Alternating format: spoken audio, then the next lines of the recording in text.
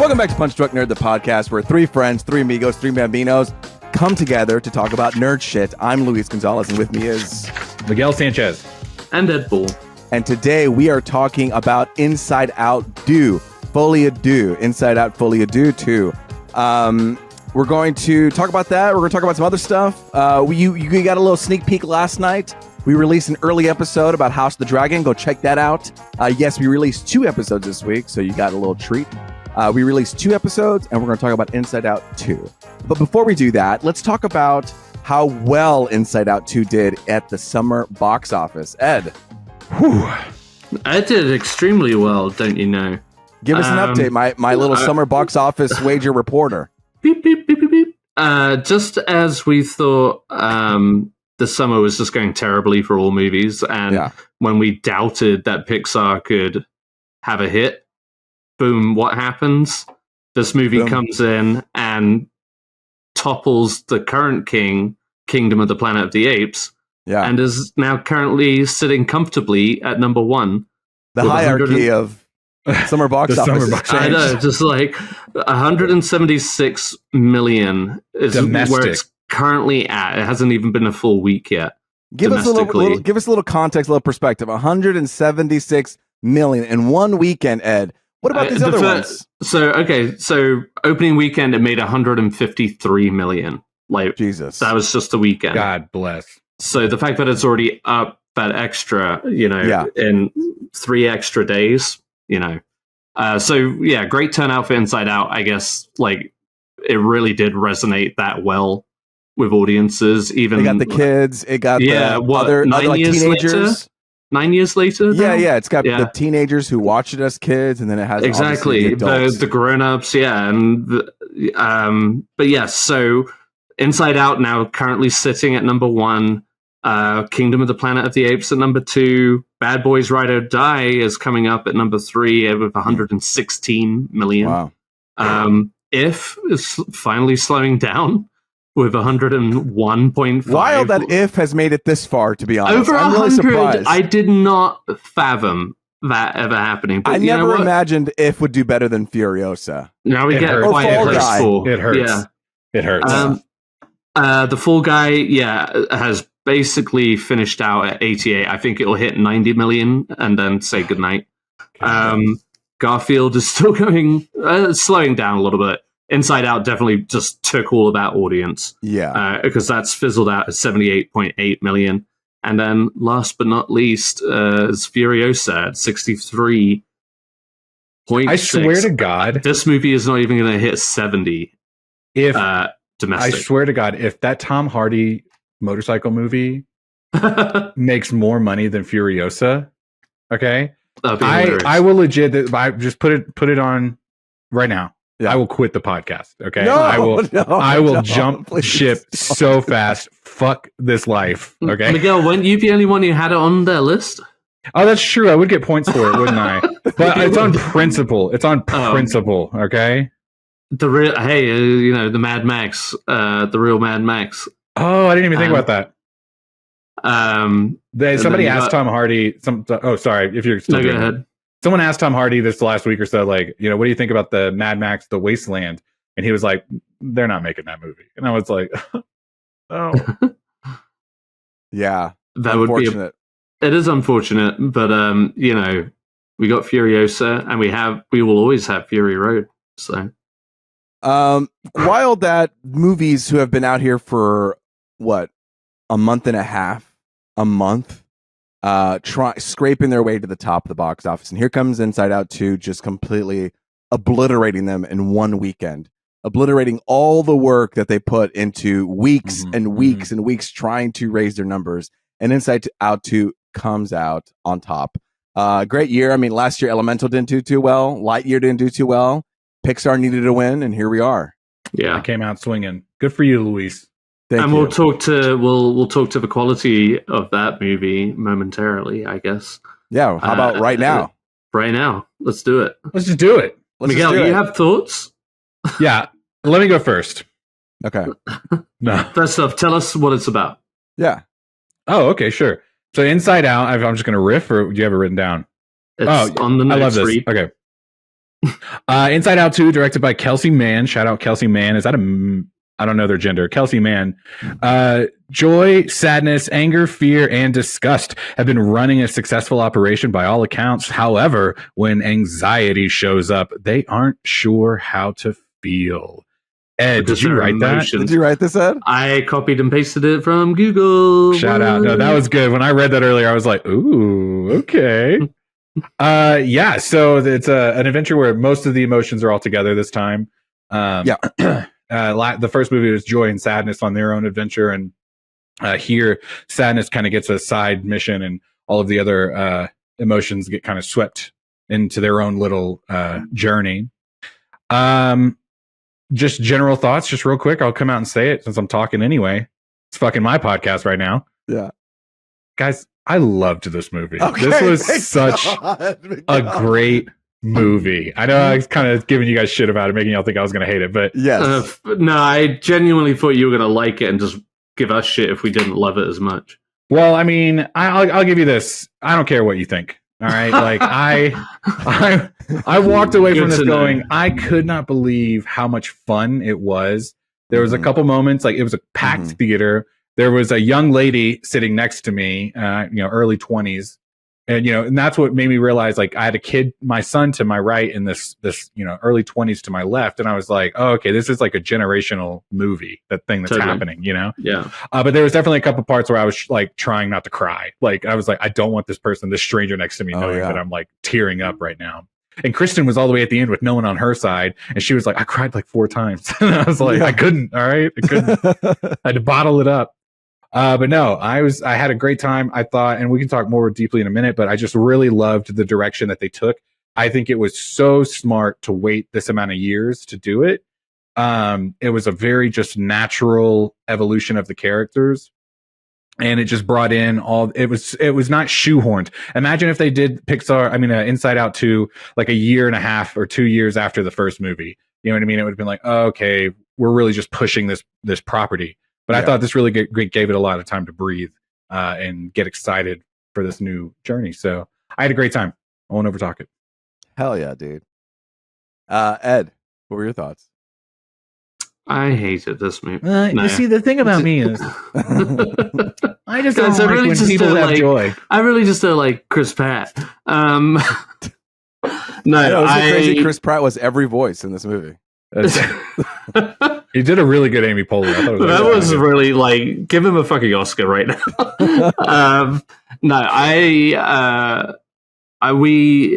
I enjoyed this. I'm not a like when I think of Pixar greats and stuff like that. Inside Out isn't necessarily at the top of that list. Not because I didn't enjoy that film, but it's one of those.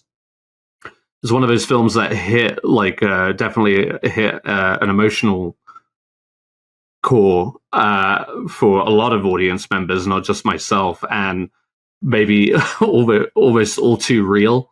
But as such, I never viewed it as kind of like one of those repeated viewing kind of movies. Like I never felt the need to go back to it.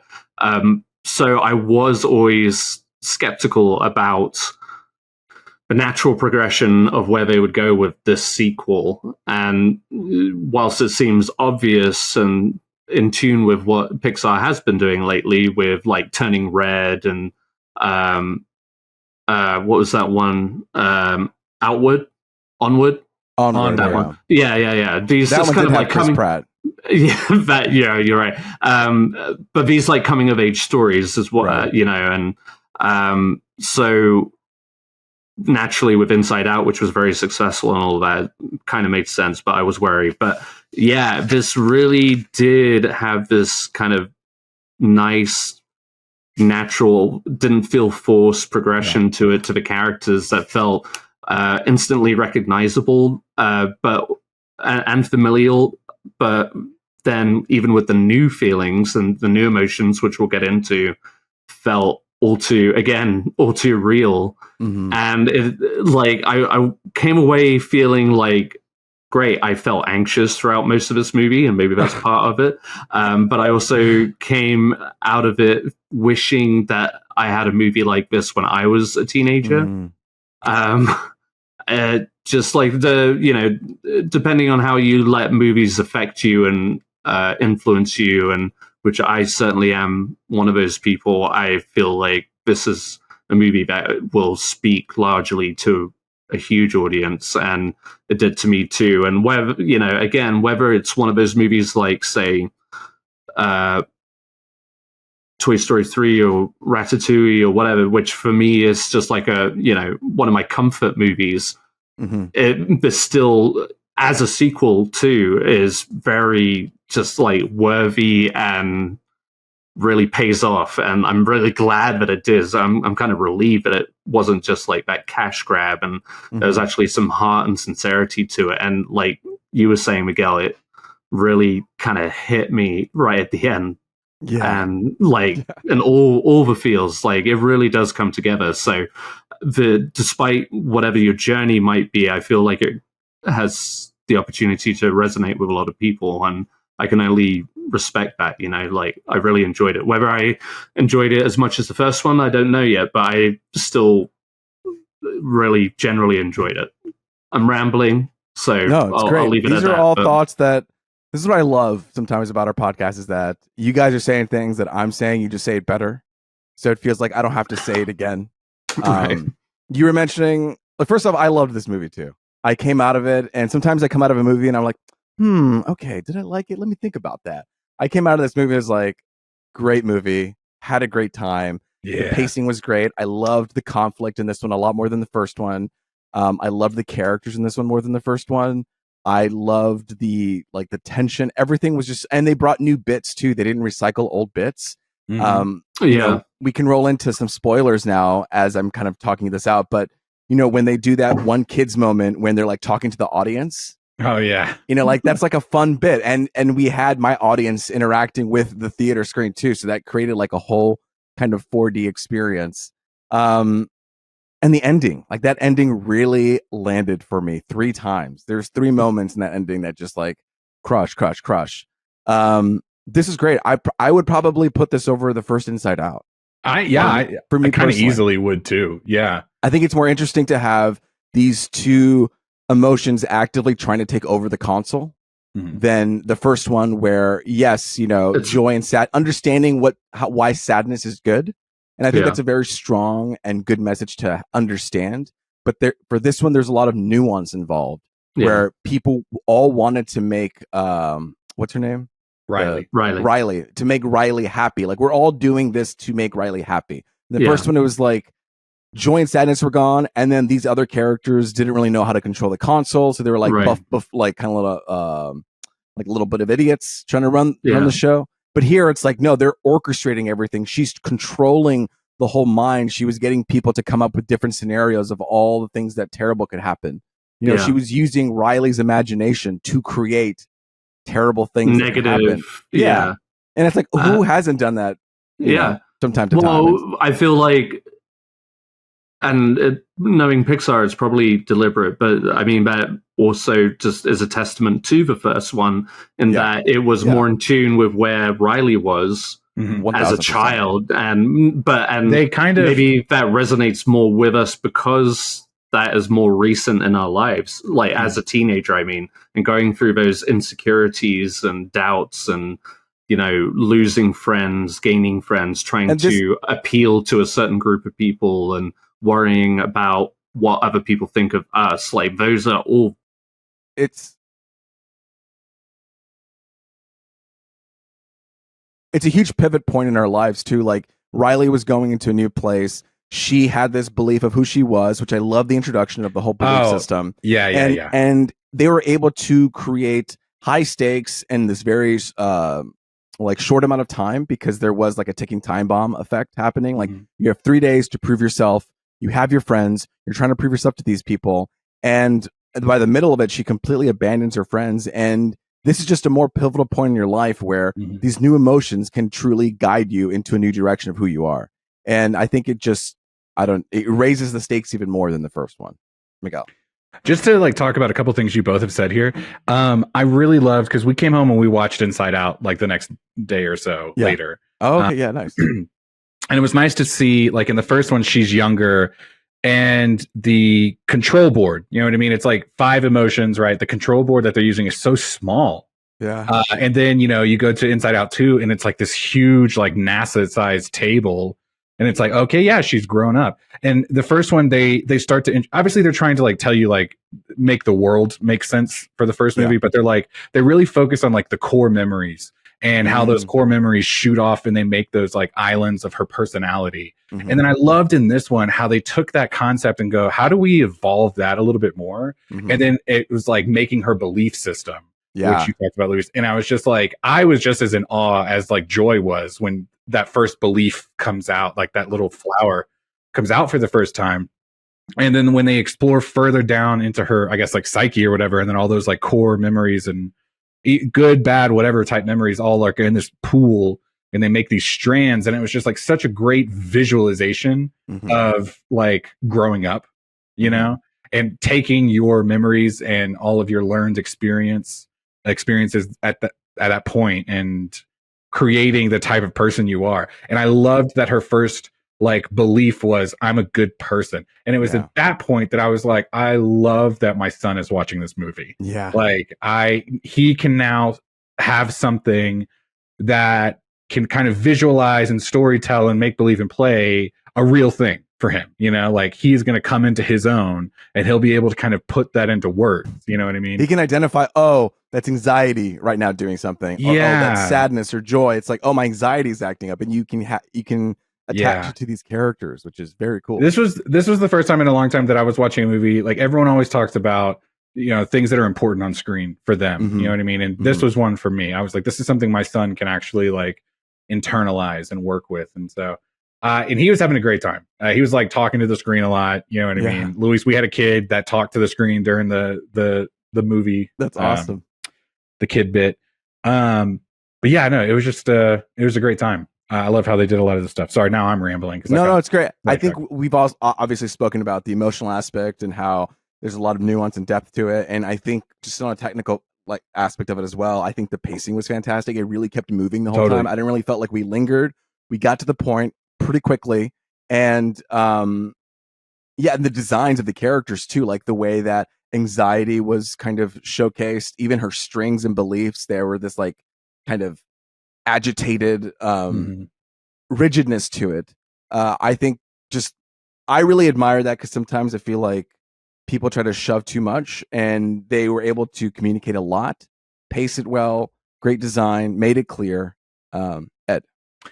Well, just adding to what you've got to say is just they took what the first one, and maybe to the first one's detriment, is that it had to establish that world and do it so convincingly, and they did. I mean, I think that's why Inside Out resonates with audiences so much, is because they perfectly visualized in a very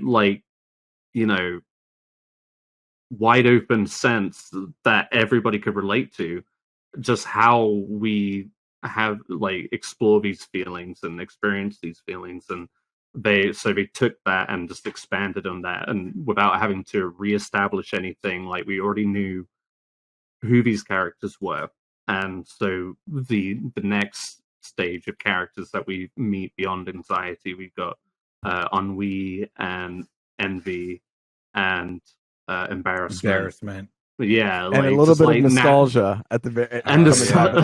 Yeah, I love that. And it was just like it's, we were saying, it's just very natural evolution, and without feeling too jarring. But obviously, within the context of the story, it's supposed to be jarring because you're in this comfort place, and you're finding Riley's established her, that she's a good person. You're precious about that, just as we all are. And it's just one of those beautiful things that, when Pixar succeeds, and I know we overgeneralize when we refer to Pixar, because they've been around for so long now and they have done so many different stories.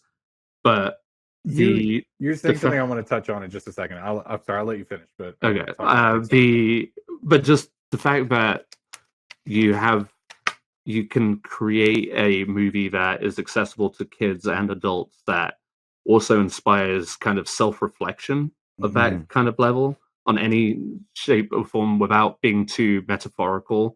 Like it's visualizing again these feelings, and it does it so well that it's making us internalize or look at that internal stuff within ourselves. If I don't know, I'm kind of getting lost in my own words now, but you know what I mean? It's just like not many movies inspire that without, again, being too preachy or whatever. This is more of just like here's a friendly look at ourselves, and this is what humans are, and this is the human experience without being, you have to be this way or that. It's more of like, this is how you can just accept that, you know. I don't know. Totally. But, totally. So Miguel, you were going to say you said something. I was thinking about this while I was watching the movie. Pixar, you know what I mean? Think about Toy Story, right? What was that? Pixar's like introduction to the world of like computer animation, right? Yeah. And then Pixar has had like levels and moments throughout the years where they were like technically trying to show you we can be even better than Toy Story 1. You know what I mean? Like we can keep getting better. And there was a moment, I can't remember when now because it's been a few days, but there was a moment where I had the thought when I was watching Inside Out 2, I was like, I don't get that technical, I don't know, meteor feel anymore. Like I don't feel like, oh my gosh, we're just raising the bar again and again on a technical level.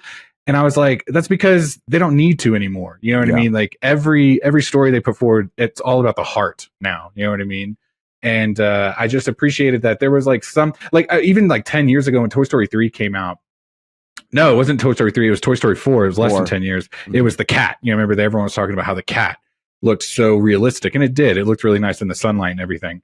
But I just never really felt like, oh wow, like Pixar is really shining technically here. And I think that's just because we're just so used to them being good. You know what I mean? And like she was like red from embarrassment, or she would get like red from sweat from being like hot, playing hockey or whatever, and then a little bit of beads of sweat here and there. But it wasn't ever like we're coming out for this like technical showcase. This is just something we do now. Like we are just technically proficient. What we're really focused on is a deeper level. You know what I mean? It's the story and the character, and yeah, that emotional journey. And sometimes they don't always succeed with that, but it like here, and this is why Pixar is what it is like, we've had a few rough years of late, but like you said, Miguel, there's always like a visual excellence to it too. But when that emotional when it doesn't match up, well, yeah, but when it does, it's magic, you know, and that's what makes it kind of worthwhile. I mean, and we all have our like different favorite Pixars too. But yeah, no. I want to talk about the ending. I think we should talk about the ending, right? I think that's the ending is kind of a lot of movies sometimes don't land for their ending, and I think this movie does a fantastic job of landing their ending. What did you guys think about, like, where did it get you when you said you're getting teared up? Or there was ever a moment? Because I have mine for sure. I can identify three moments, and there were a couple moments for sure. So the three moments for me was when things were going out of control, and anxiety was just causing up a storm. You know, just going so fast that you couldn't even see what was on the screen anymore. It was just a blur. You just saw this huge blur. And she started to realize what was happening, and she was like, I love it. It's the camera angle is super high. She's so vulnerable, and she's looking up, and she's just like, I just wanted to help Riley. You know, I was just trying to help her. And to me, that's I got that, and I felt that, and I understood that. And that impacted me a lot, because it's true. It's like we have these, I don't know, truths or beliefs when we're growing up as little kids, and sometimes we hold on to them as adults, and it's like we don't really need to carry that. Those are survival tools for us to get through new and difficult situations. And thank you for taking care of me during those times when I was 10 or 11 or 16 or 18. But we're okay now. Like, I don't have to be anxious all the time. You know, I don't have to always think that if I'm not good enough, then people won't like me. Fail or whatever. Yeah, exactly. I'm only good if I can do this. Like all of these thoughts that she had or thoughts that I had. And when you're able to reflect on that and say, yeah, this emotion isn't evil. It's just trying to do its job and protect. And I felt very connected with that emotion of just like, listen, I'm so sorry. I was just trying to help. The second moment was when all the emotions come together and hug the belief system. And something about the emotions just giving space and coming together really just locked in for me. And then the third moment was when the anxiety cloud just dissipated and went away. And then we could finally see what Riley was seeing. And it's like, holy shit, you're right. Like we were so caught up in this madness that I even forgot there was a monitor on the board. And so there was this sense of like, oh, wow, I feel a sense of relief. And to add on to all of this, I loved the little touches they had when she was having this panic attack in that penalty box, where when they finally were able to take control of the console again, they were able to enable 5 of her senses. And that's kind of what you do when you have this panic attack. It's like, I caught 2 of them, and then Sarah was just like, oh yeah, she was utilizing all of her senses. She was looking out into the window and it was bright. She was rubbing her hands on the bench. She was smelling the thing. She was, and those are things that help you ground you when you're going through a panic attack. And I just loved those details. I loved how they were able to, at the very end too, like anxiety was still freaking out. And they're like, okay, anxiety, thank you so much. Please sit over here, sit on this couch. I appreciate you. We can't worry about that right now, but what can we worry about? And she's like, oh, but we have a test. It's like, perfect. Let's utilize that emotion correctly. And I think it just orients you in such a healthy way. And I just felt very impacted by that moment. I don't know what you guys felt. Just to talk real quick about anxiety in that specific moment. One thing I really loved about this movie is that the bad guy wasn't this like big bad villain. You know what I mean?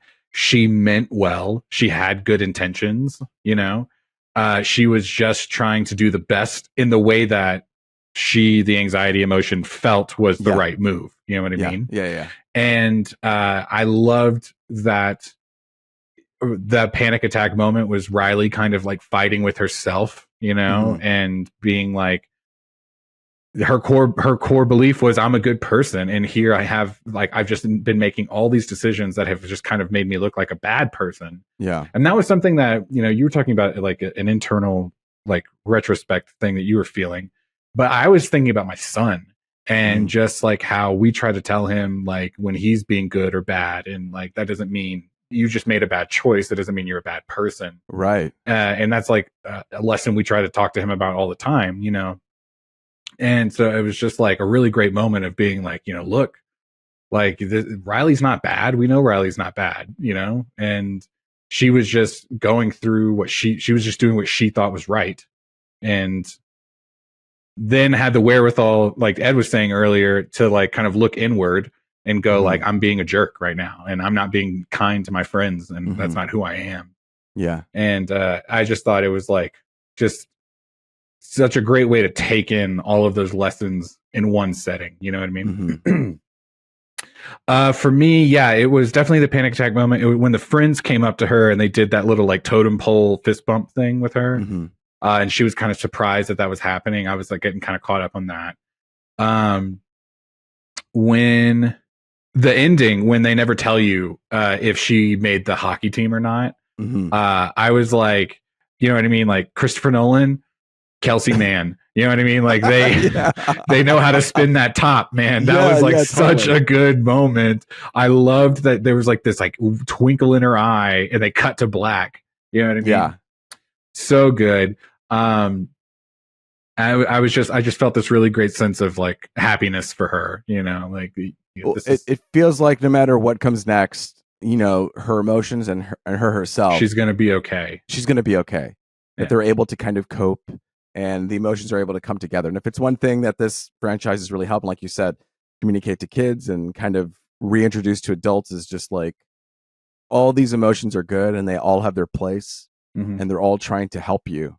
And I think sometimes you can get frustrated with yourself being like, man, I wish I wasn't so depressed. I wish I wasn't so anxious. I wish I wasn't so scared. I wish I wasn't so whatever. And if you really think about it, you might even hate that part of yourself when you're so, because it's a you can see it as a shortcoming. If I wasn't so anxious, I'd be able to accomplish all this. If I was a little bit braver, I would be able to have more friends.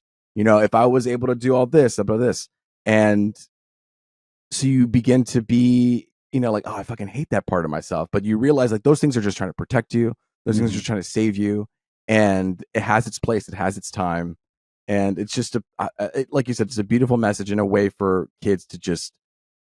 And adults, fuck it, adults too, 100%. You could be like, oh, my anxiety is acting out right now. Yeah, I mean, it really did just kind of help me give another visualization to whatever emotion I'm feeling too. You know what I mean? So yeah, no, it was good. I think it's just for me. I don't know about you. For me, it was so easy why this movie was so much better than the first one. You know what I mean? I just didn't connect to that first one in the way that I was connecting to it here. Yeah. Not because the first one was bad whatsoever. I just was like, oh yeah, I get it. Like, I think it helped having Riley more involved in the movie and seeing her actually interact with her friends and seeing the consequence of those emotions interacting with the console and seeing how it affected her relationship with her old friends and the friends that she was trying to make. That got you into it more. And I know this is like a gag that they're doing, but I really do appreciate when they jump into other people's heads and it's like the same emotions are there. It's just like their versions of that, emotion, And again, I know it's like a bit and we're laughing at it, but it's just like, we're all feeling something. You know what I mean? And I love when they're in the car and they're like, whoa, did you see that? Play it back. And they're like, oh man, that was such a great moment because it wasn't just like Riley against her parents. You know what I mean? Yeah. It was Riley with two other girls her same age going through the same feelings. They're nervous to tell her. She's nervous to tell them how she feels about it, and it's like just all of these calculations are happening all at once trying to figure out. And that's just like kind of what everyday life is sometimes, and as you get older, it gets a little easier, obviously. But, especially at that young pivotal age, you're just kind of like so worried about how you come across, what people think about you, what other people are just thinking in general. And we've all lived that life. And I think it was just very, and then there was other moments where Kristen and I were kind of laughing with each other because it's like the adults were also getting like some check-ins too. Like when he was like, they were dropping her off at the hockey camp and he was like, awesome. Like we get like a free 3-day weekend. And she was like, yeah, we're going to clean the garage. And he was like, yeah. I was like, audibly laughed at that. I was like, I know. I get it. It's true. There's always more work to do, Yeah. But no, I thought, it was a nice way to evolve the sandbox of this movie. You know what I mean? And it was such a believable, I know they're going to turn out a bunch of these movies now, especially because of how, successful it is at the box office. Yeah. And because Disney just recently said, right, that they're going to, steer clear of new properties, right, as much as they can. They're going to go with like those like tried and true hits. And it's like, crap. Now we're about to get like 3 of these movies. It's like, it's like what we're getting with Mufasa, Man, which they played that trailer before this movie too. And I was just like, this is not needed. We don't need this movie at all, I probably won't watch that movie in theater or on streaming. I just don't see like a reason to watch it. But interesting if they're going to do it Inside Out 3 or Inside Out 4. I don't know if they're going to try to do different characters or stay with Riley because obviously it introduces new types of emotions that may be more prevalent for not a PG audience. I think that's the conversation that people are having. And they're like, oh, like, are we going to have a PG-13 Pixar movie, or is it just going to be kind of cooled down to like the love emotion, Right, like very simple. Yeah, not like the I was thinking about this earlier when I was telling you my son was talking about, Daddy, the Inside Out 3 is the emotions and Riley are going to meet each other, okay? And then I was kind of hemming and hawing, like, how would that happen? And maybe it would be like in therapy or something like. They just. But then I realized what it would. Then I think this is what it's going to be. Okay, this is Inside Out 3. This is the Miguel pitch. Okay. She is going to get. This going to be like the end of high school, going into college. Okay. She's going to try for a hockey scholarship, right? Because the dad even says that in this movie. She's going to try to go to school on a hockey scholarship, and she's really good at it too. She's so good at playing hockey. Yeah. Right. She's going to get out there. She's like the senior of the team. Everyone's going to be like, ooh, Riley. Okay. And then at the beginning, the inciting incident, right? The whole beginning of the opening of the movie is a match where she's like trying to win. And a hockey puck smacks her in her face. She goes into a coma. Okay. In the hospital bed. She's passed out. Her parents are crying over her. The doctor's saying she's not going to live. Okay. And the entire time she's in her consciousness and she meets the emotions. And the whole mission is we got to get you back awake. Up there. Okay. Yeah. We got to get you back up there. And you know who's going to show up? This is what's also going to happen. The mom is going to be holding her hand by the bed. She's going to be sitting there. She's just going to be just kind of humming a little song to herself. She doesn't know where it came from inside her that this song comes. And you know what it's going to be? What? It's going to be bing bong, bing bong. You know who's going to show up? Oh, Bing bong. No, Bing bong. And he is going to fly her in his wagon all the way up to her consciousness. And she's going to wake up at the end of the movie, Inside Out 3. Wow. Damn, take my money. I'm there for it already. Bring back Bing bong. It's my hashtag. I'm telling you. Ed, we've been raving about our favorite ending moments. What was the ending like for you where did it affect you? Did it make you cry up? What was it in the ending that locked you in? Yeah, it was that. I mean, pretty much, at least where you said it started, where the Riley is put in the penalty box, or whatever you call it in hockey. I don't watch hockey, but we know. Yeah, but like that very just like, oh shit, she's actually having like a panic attack kind of thing, and the anxiety overtaking and kind of losing control too. And yeah, that moment where Joy reaches out to her is like, it's okay, that hit. And but then just like to follow it up immediately with her friends coming to her and checking on her. Despite everything, it's just the like parallel of both. It's like internally, hey, it's okay. It's like okay. Outside, hey, it's like, okay. Yeah, and they know Riley, and they know something's up, and it's just all too real. And yeah, and I got a question. For you. I'm curious about two different perspectives. One from you as a girl dad, right? Like you're seeing Lily in this movie, I'm assuming, right? And maybe not, but I'm just saying, like, as a parent, that I could see why you would think that. And two, I want to know what Lily thought about the whole Riley thing. Stay with me. What did Lily think about? Just kind of the overall movie, or if she had any impression at the end of it. Just like. You mean like how it unfolded? You mean did she resonate with the movie at all? That's what I'm trying to ask. Yes. I think she did. Yeah, she don't do a lot of communicating in your house. Okay, got it. I'm sorry. She hasn't had a degree in therapy or whatever, but the no, I do feel like it.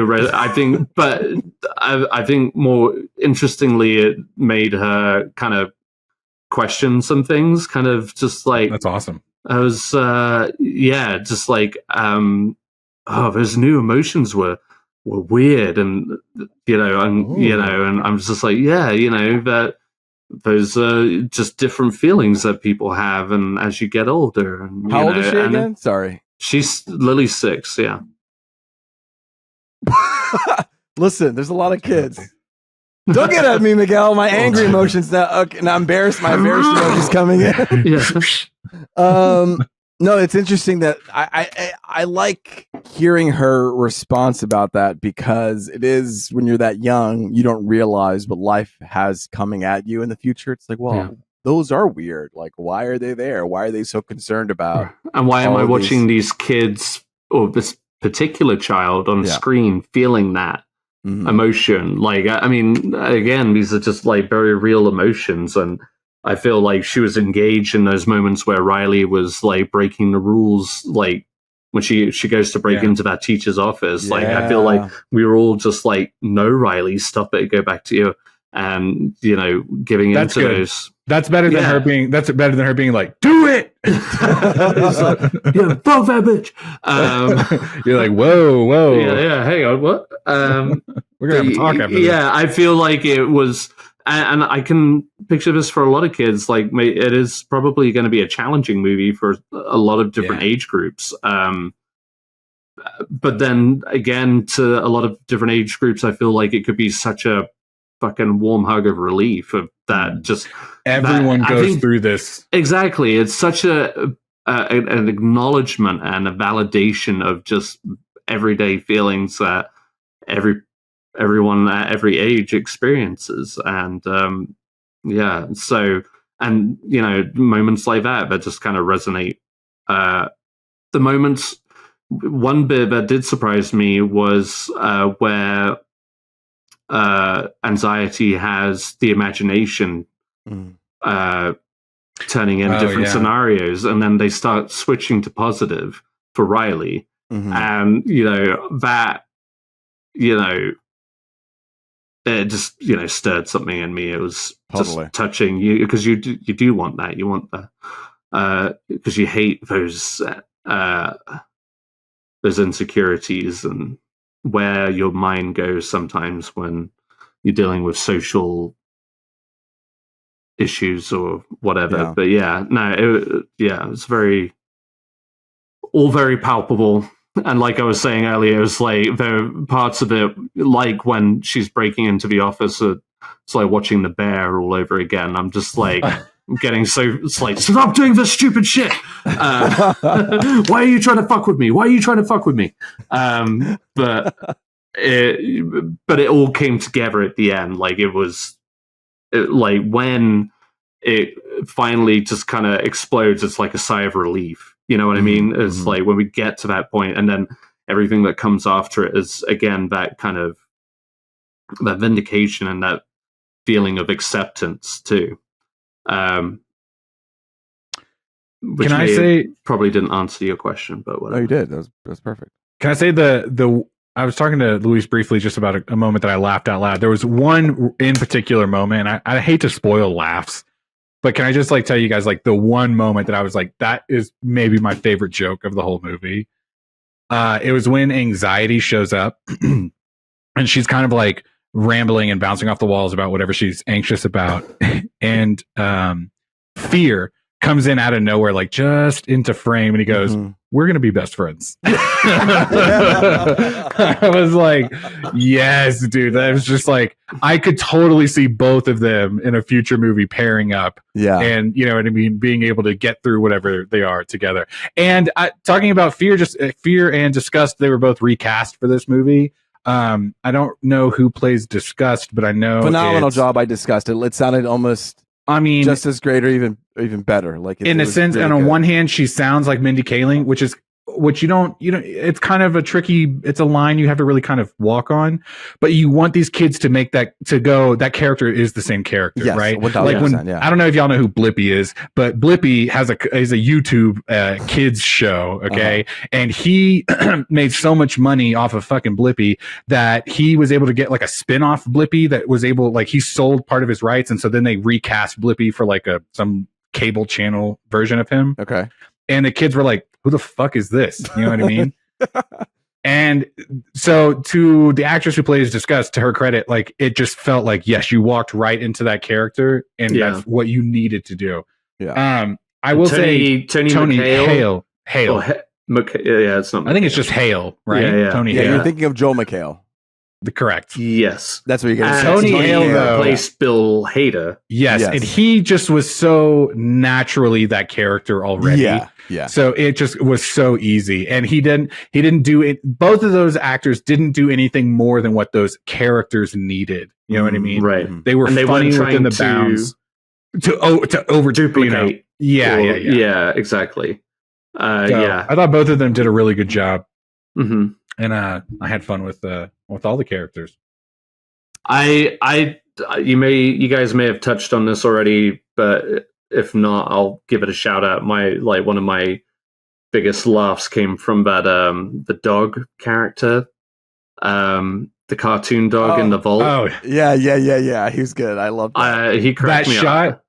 Are you gonna? I don't want to stop. No, go ahead. That shot where he turns to the camera and then you cut to their POV watching him, and he's like at the wall. He's just staring right at the wall with his face basically right in it. Yes. And then anger is like, "Who are you talking to?" Yeah.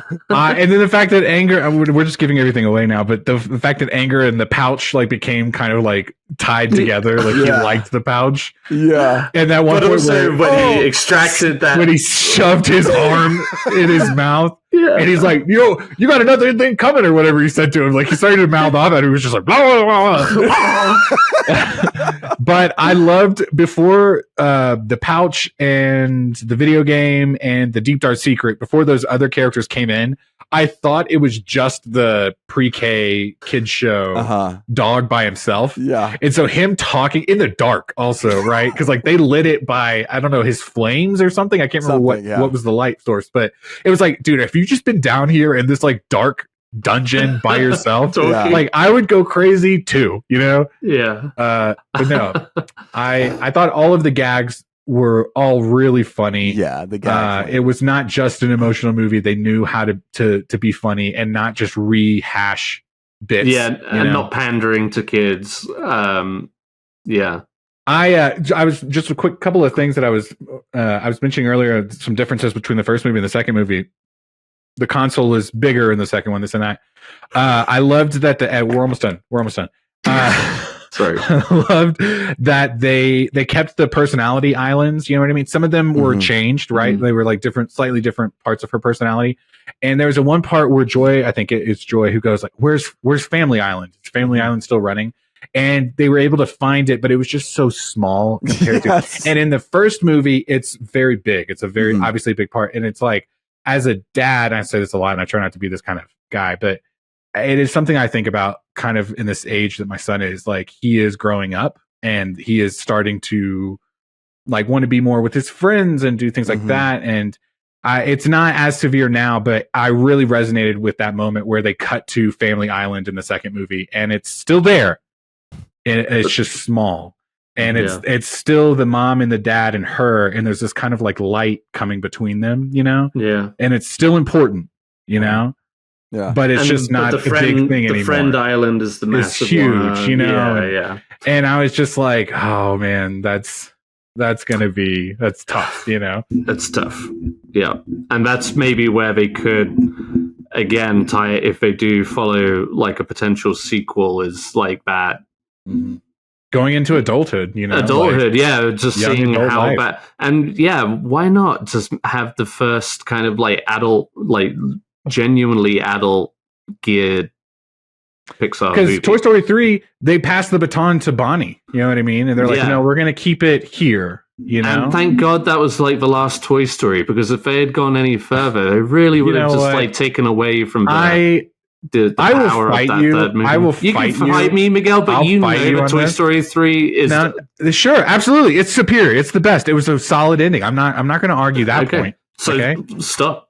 I'm just going to tell you. They did make another Toy Story movie. Just like The Last Jedi was the last Star Wars movie that they made. Oh, if we want to play that game, then sure. Yes, 100%. Rewriting history. We love that, don't we? Just pretend things didn't happen. But yeah, no, I forget the point I was actually trying to make. I was curious to ask if there's we can go back to Inside Out too. But Ed, you were talking about comfort Pixar movies that you kind of go to regularly. Sure. Yes. What is like a comfort Pixar movie? I feel like this one I can see playing more often, but it is not my comfort one. Ed, what is like some comfort Pixar movies that you just throw on? I already mentioned Toy Story 3 and Ratatouille. Yeah. Like right. Toy Story 3, Miguel, we already know. Shut up. Up, The Incredibles is always like a really fun one. The original one, of course. Yeah. And Monsters, Inc. If we're talking about recent ones, like one of my more the one I enjoyed recently was the Luca. I really enjoyed Luca. It hit a spot for me. I appreciated it. It's a gorgeous film. I feel like, it was the that was the pandemic era of Pixar. I was going to say that that pandemies, that it was like Onward, Soul, Red Panda movie, whatever that one's called, Turning Red. We call it Red Panda movie in our house, and Luca. You know what I mean? Like there was like a run of movies that just didn't get to shine that way. Exactly, and I think because of that, I think that definitely just affected how those movies are received now. You know, they tried to do like a theatrical re-release for each of those this year. Right, but people weren't clamoring for it. They weren't really clamoring for it. And Turning Red is such a good movie too. Turning Red is a good movie. Thank you, Ed. Like I said, I think Luca. I really enjoyed Luca. You guys aren't gonna. It would have been beautiful to see on the big screen. I enjoyed Lightyear for all its faults, but I know it didn't work for everybody. It was fun. Especially Luis. It didn't work out for me. It really didn't work out there. Onward, whatever. But no, I tell you this: you guys are this is gonna surprise you. Of that era of Pixar movies, I liked Onward the best. Oh. I liked it. I dug it. I dug the. Why didn't you go marry Chris Pratt? It's like, do you hate Chris Pratt, Miguel, or do you kind of love him? Because did you love Passengers too? Right? Yeah. Oh man, Passengers. That's right. No, I never thought. No, Onward was that was because selfishly, right? Like my son had just been born maybe a year prior, and I was like, this whole story of like they didn't get to meet. He didn't get to meet his dad or whatever. I was like, sure, yeah. This is. I don't remember a whole lot about that movie. I'll be honest. And you know, if I had to rank the pandemic movies, it'd be Turning Red, Luca, Soul, and Onward. I never saw from Soul. 1 to 4. Okay, I mean that's fair. That's fair. Like I said, it was just a personal. Yeah, whatever. I don't care. Soul is one of those conceptually just like wow movies, much like Inside Out. Just like a movie that really kind of like went deep and actually resonated. Right. Yeah. And beautifully done, of course. It's gorgeous, but it's like it's one also that, like I said, it's not like a comfort to me. It's more like I appreciate this as the art that it is, but it's not that warm hug of a Pixar film. I haven't seen it. I've only seen it the one time. So. Yeah. No, same. So, hey, Luis, Miguel, what was your comfort movies? Thank you for asking. I was like, I really want to answer my question too. Okay, I had to think about it for a quick second, but I'll tell you because he said Monsters Inc. I think Ed mentioned Monsters Inc. And at first I thought, oh my god, we're going to just talk about all the Pixar movies before I have a chance to answer. But Monsters Inc. is absolutely up there for like a comfort one. Mm-hmm. But I think the two that really sit with me and that I can watch over and over again is Finding Nemo. Mm-hmm. I loved Finding Nemo. That was one of the first Pixar movies I saw in theaters, I think, because up until then I was maybe watching Pixar just like at home, you know? Oh, okay. Finding Nemo was maybe one of the first ones I saw in theaters. I loved that movie. The music, the score, you guys, hello, this is for you guys. The score in that movie is beautiful. The other movie that I, as an adult, came into, and it was through my son's eyes, and I realized how much I love this movie. And I really pushed this movie off. We're going to have a quick little moment. This is a movie that I pushed off quite a lot because Ed talks so much shit about it. And I was like, and you know what? Ed's right, okay? Ed doesn't like that movie, and that movie's bad. It was Wall-E, okay? Wall-E is maybe one of my favorite Pixar movies, like top 3. You know what I mean? It's so good. Look, you can tell he doesn't like it because he's frowning right now. I'm not frowning. I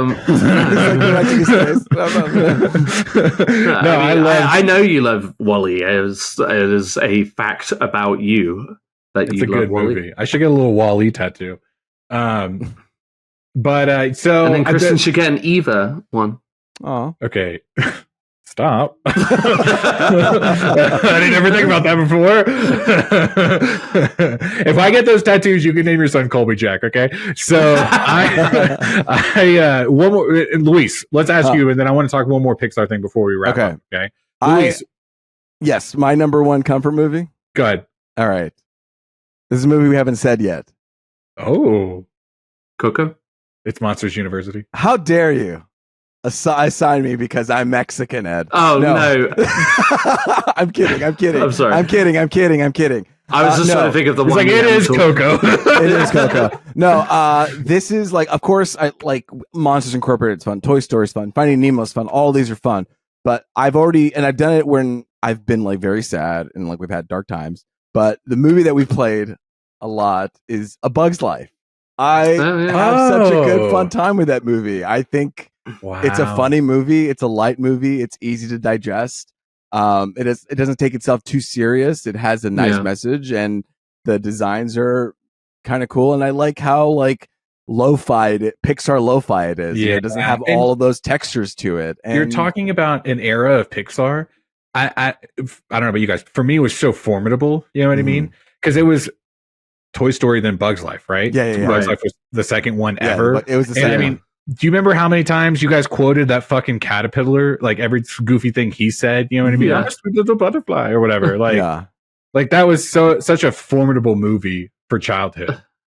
Yeah, they made a whole Bug's Life world out of it in Disneyland. They did, yeah. And then it got replaced by Marvel Avengers Campus, but it's okay. And that is that early era for sure. And that's just the state of like movies these days compared to then, is like they're more eventful as an event and more singular. It wasn't like, oh well, this is one of 3 Disney animated movies that you're going to see just this year. Toy Story and like Rock the World, and then here's A Bug's Life kind of thing. And then, but back then it was still just like the more simple concepts. Like it's like a play on the Magnificent Seven and you guys or whatever. But I just thought about this. Are they still doing this in Pixar movies where they hint at the future Pixar movies that's going to come out? Like, do you remember in Monsters Inc. she squeezes there's like a Toy Story ball and she squeezes like a stuffy Nemo in that movie. I think and Up, there's the purple bear in the corner. You know what I mean? Like, do they still do that? I think so. I don't ever hear about that anymore. We're too busy. Like an Inside Out 2, what were they, you know what I mean? Like, what were they showcasing there? Like, it's like, what was the Easter egg, you know? Yeah. I'm sure we got to do a deep dive. We got to do a deep dive. We'll come back to that. I'm just putting that out there. That's a thought I just had. Yeah. No, and that's just one of those things you start picking up on, isn't it? It's just like, as you're going, but I'm sure like on repeated viewings, you'd catch multiple things. Yeah. It has to, yeah. So last little Pixar thing I'll mention, and feel free to talk about anything else you guys want to, but this is the only thing I'll bring up. I feel like we've talked about this before. Luis, maybe Ed too. Like, we kind of like theme parks, you know what I mean? Like Disney, Universal. We've talked before about how kind of fun those, especially now that, I've got a kid running around, like it's a lot more fun to take him to these kind of places. They just opened up, I think it's in California. The Disneyland just opened up a Pixar hotel. And it's like their latest resort, because they've revamped one of their older resorts and to make it a Pixar one. Have you guys seen this? I actually haven't. No. I'm gonna Google it. It's relatively new, maybe within this last year. And we've seen several videos of like YouTubers who were able to like get a weekend stay there. Of course. Yeah. Right. But they've got that's like the only place in all of Disney where you can get pictures and meet Bing Bong. Like, they've got like a stuffy big Bing Bong walking around that you can take pictures with. The theming of everything is all Pixar related. And initially, when I heard about it, what came to mind, because we've gone to Disney a couple times and we've talked about some of these resorts as a family going to, is Disneyland has that. It's like the animation hotel or whatever. And it's just like one of those kid-centric ones. And it's like a cheaper one, and it's less fun. It's just a little more geared for kids. And that's kind of what I thought this Pixar one. But when I saw the videos of this Pixar hotel for the first time, I was surprised at how kind of chic it is. Like, it's like an adult and a kid can have fun there, which I think is very on brand for Pixar. Right. And it just seemed like a really nice hotel to go to, like, if you were going to do that. So we're trying to maybe think about, like, in the next 2 or 3 years, like, get a chance to go there so we can get it early on before it's like 10, 20 years down the line and it's not the hotel to go to anymore. Right. It replaced Paradise Pier. Yeah. It replaced Paradise Pier, which I think was a little bit more adult forward. So the fact that they're able to kind of like you said, integrated both of those, you know? Yeah. Well, it's right next to, I think, now they call it Pixar Pier as well. So it's that whole little. That makes sense because that's in California. Yeah. So I would be totally down to go check this place out. We should all just do that next year, okay? Right, Ed? You down? We'll do a live episode at Pixar Pier. Pixar Pier. If they have like a cafe called La Ratatouille, I'm here for it. Ed, I didn't tell you this, but I went on a Disney it's cruise. not like an actual rat is going to make your food, you son of a bitch. No, they're we've been trying this new thing. We dip a dead rat into each pot.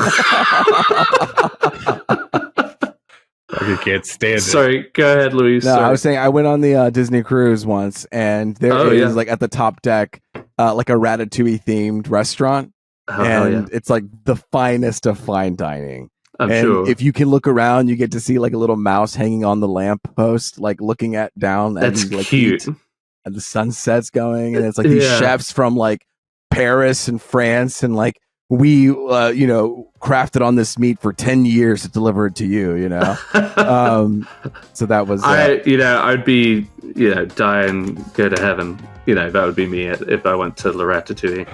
I just want to try about Ratatouille, you know what I mean? Yeah. My mouth's watering. All right, guys. Well, that's Inside Out 2. I'm glad we all liked this movie. If you haven't listened to our House of the Dragon episode, check that out. We also released that this week. And who knows what we're gonna talk about next week. But until then, it's been me, Luis Gonzalez, and with me is Miguel Sanchez and Ed Bull. And until next time, later, Gators.